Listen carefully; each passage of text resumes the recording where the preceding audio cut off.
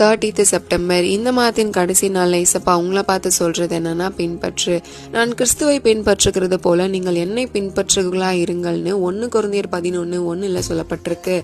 இன்னைக்கு நம்ம யாரை பின்பற்றுறோம்? மனுஷரையா? மனுஷங்களோட வார்த்தையா? சில போதனைகளை நம்ம ஏத்துக்கலாம், ஆனா எல்லாமே வேதத்தின் படி சரியா அப்படின்னு பார்த்து அதை ஏத்துக்கணும். கிறிஸ்துவ தான் முன்மாதிரியா வச்சு பின்பற்றணும். ஏன்னா அவர் மட்டும்தான் குற்றமற்றவர், பரிசுத்தரா இருக்காரு. மனுஷங்க நம்ம எல்லாருமே குறை உள்ளவர்கள் தான். ஸோ மனுஷங்களை பின்பற்ற நினைக்காதீங்க. தேவனை பின்பற்றுகிற நம்ம அவரை பிரதிபலிக்கணும். நம்ம வாழ்க்கை சாட்சியா இருக்கணும். நம்மளை பார்த்து மற்றவங்க இயேசுவை அறிந்து கொள்ளணும். நம்மளை பார்த்து இவங்கள மாதிரி இருந்துடவே கூடாதுன்னு மற்றவங்க யோசிச்சிடக்கூடாது.